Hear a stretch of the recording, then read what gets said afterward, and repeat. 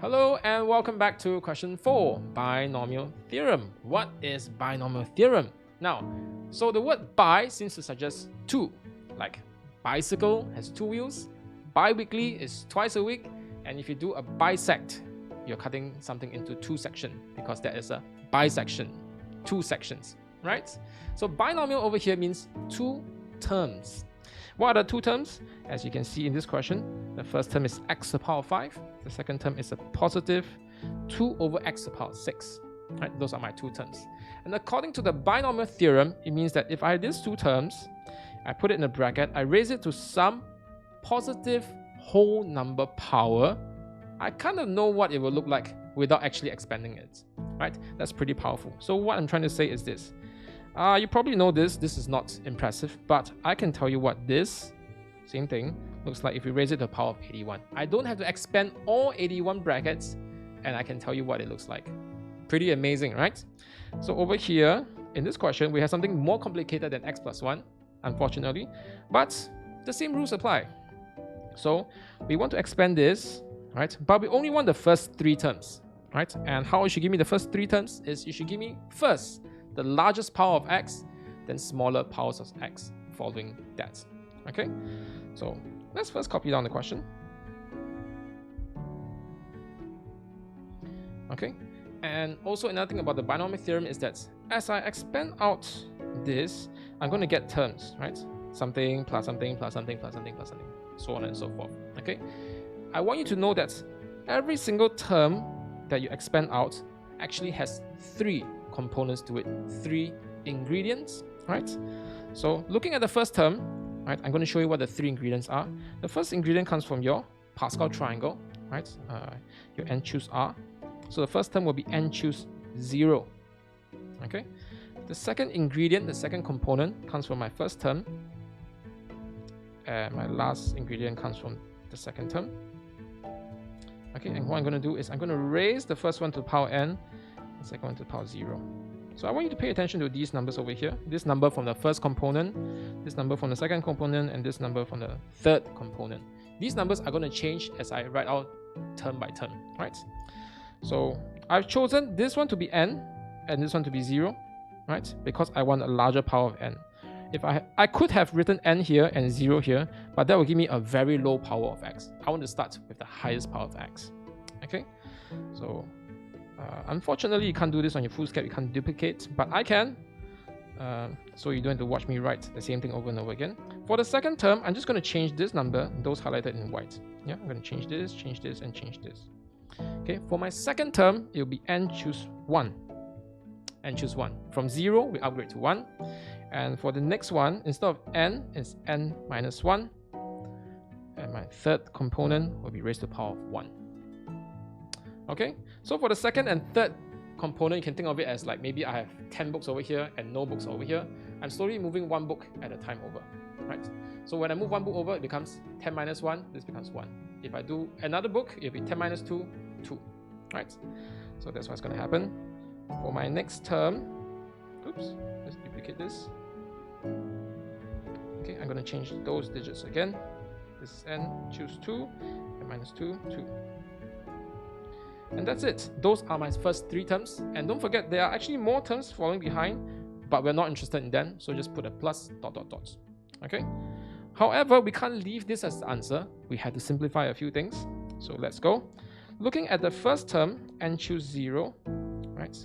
So you have to go to your Pascal triangle. What is n choose 0? N choose 0 is the first member of the n plus 1 row, right? First member of the n plus 1 row. Okay, so, or you can just think of it as, you know, that row, right? The first member of that row will always be 1. No matter what row you're on, the first member is always 1. So this n choose 0 is 1. Now my second component, second ingredient, is x to the power 5 raised to the power n. That's just 5 times n, x to the power 5n. And my third component is nice as well. Anything raised to the power 0 is 1, except for 0 itself. Okay? So there you go. My first component is 1 times x to the power 5n times 1. Let's look at the second term. Now, n choose 1 is talking about the second member in the row. The second member in the row will just be n itself. Yeah. So if you don't know this, please go and revise your Pascal triangle. And the next one is x to the power of 5 raised to the power n minus 1. This is x to the power of 5n minus 5. Now the common careless mistake is to write it as 5n minus 1. It's 5n minus 5. And the last one will be 2 times x to the power of negative 6. But I'm going to write it in a different way. I'm going to write it as 2 times x to the power of negative 6. So here's something useful. You can write something that's in the denominator as in the numerator if you attach a negative sign to the power, right? So instead of 1 over x to the power of 6, I'm writing it as x to the power of negative 6. And why that's important is because then I can combine this together with this. So I get 5n minus 5 minus 6. So that's minus 11. Just erase this away. All right, so my second component is just n times x to the power of 5n minus 11 times 2. Right, and now let's move to the third one, n choose 2. Now for n choose 2, we're talking about the third member in a row. There is nothing that we can say about it. I can't say that, oh, it's equals to 1, it's equals to n, right? It's equals to some formula. There's a formula, but we'll deal with that later on, right? First, I want to look at this one. This is x to the power of 5n minus 10. And for my third component, it is 2 squared, which is just 4. Okay, and then x to the power negative 12. So again, I'm going to combine this one. Oops. Combine x to the power negative 12 with this. So I get 5n minus 10 minus 12 minus 22. Okay, now let's come back and deal with this n choose 2. Now, you should recall that n choose r, let me write the other side first. N choose r is equals to n factorial over n minus r factorial times r factorial. Okay, so n choose 2 is going to be n factorial over n minus 2 factorial times r factorial. Okay, and this looks really quite complicated, except that there is a way to simplify this, right? So how we can simplify this is, I'm going to write n factorial as, now you know n factorial is just n times n minus 1 times n minus 2, so on all the way to 1, right? I can write n factorial as n times n minus 1 times n minus 2, but instead of writing n minus 3, I'm going to write a factorial there. Think about it, it's true, right? N factorial is n times n minus 1 times n minus 2 factorial. But why have I chosen to write it this way? And that's because we can cancel off n minus 2 factorial here. Okay, in this case, r is equals to 2. So this is just n over n minus 1 over 2 factorial. Now 2 factorial is just 2 because it's 2 times 1. So I can write this whole thing as n over n minus 1 divided by 2. n times n minus 1 over 2. So let's write it down. Okay, and I think now I'm ready to write down the first 3 terms. Simplified. My first term is x to the power of 5n, right? Coming from here, x to the power of 5n. My second term will be 2n times x to the power of 5n minus 11. And my third term is going to be, we have a 4 over here, we have a half over here. So this is going to be 2 times n minus 1. Okay, and times x to the power of 5n minus 22. Okay, and that is the answer. Now, another common mistake students make is that they did not simplify n choose 2 to this. They just left it as n in this form, right? Or some of them even write it like this, right? That is not acceptable. You cannot leave that as the answer. Right? You have to actually work it out in terms of the formula, right? So this is part 1. We did all that work and it's only 2 marks, right? So binomial questions are kind of like that. They're quite straightforward. Not many marks are given. Just make sure that you're careful and not make any careless mistakes, right? So things like writing in pencil above your working and just double checking, things like that helps a lot. Now let's move on to part 2. In part 2, it says that when the third term of the expansion, which I just worked out, is divided by the second term, we also work that out. When we take the third one, divide by the second one, we get 8 over x to the power of 11. Okay, so I conveniently copied it earlier on. Okay, so This is my second one. Third one divided by second one. If I do this, the question says that I will obtain 8 over x to the power 11. I'm going to write it as x to the power negative 11. Okay, remember I can write it as a numerator. I can change sides on the fraction as long as I slap a negative sign to the power. Right? So let's look at the left hand side. There are some things that we can cancel.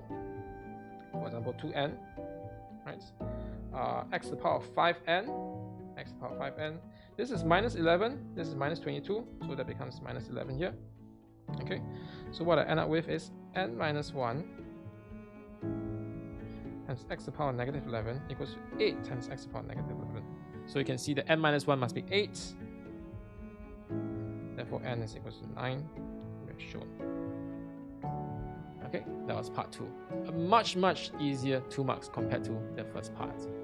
Now let's look at part 3. Again, part 3 says, using the value of n that we found earlier on, which is 9, and you don't expand this, right? Don't expand this manually or any way. Can you show that there is no constant term? Constant term being what? What is the meaning of a constant term? Constant term is a term without x. Or another way to look at it is x to the power of 0. I'm looking for x to the power of 0 term over here. So how do we do that? Well, we can make use of the general term. The general term is a way for me to write one expression, but that expression can represent all the terms in the expansion.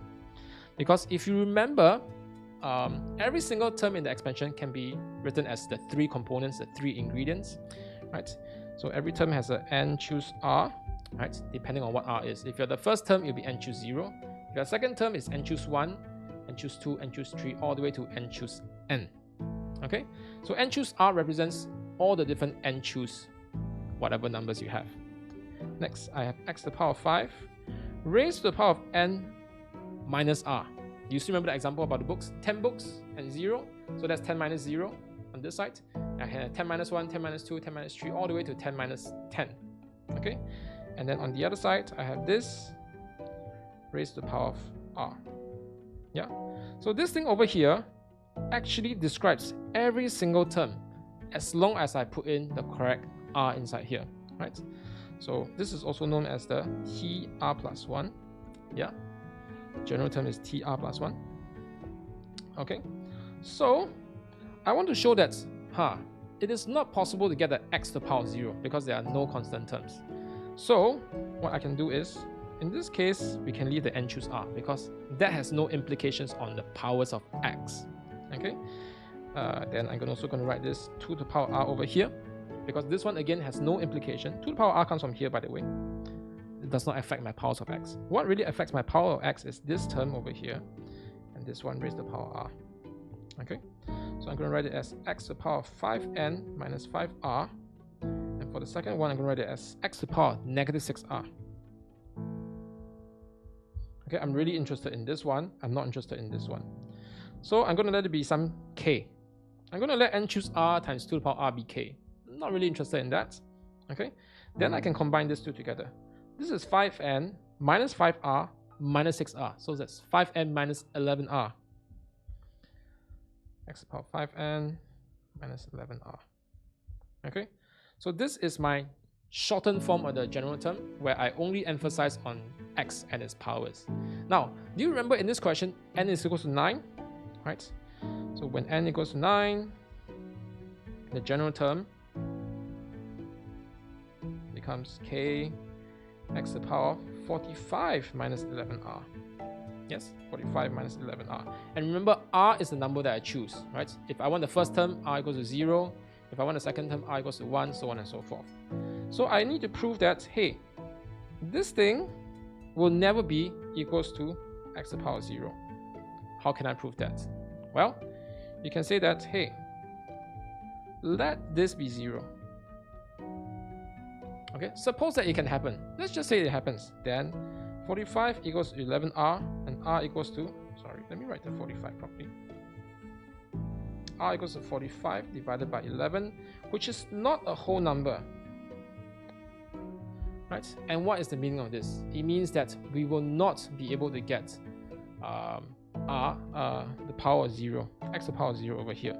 As long as we use r integer values of r, we will never get x to the power 0. So we can say that since r, so by now you should have learned set theory in E-math, so you can write it down as this. Since r belongs to the set of positive integers, right, then you can say that this will never be x to the power 0. Therefore, there are no constant terms.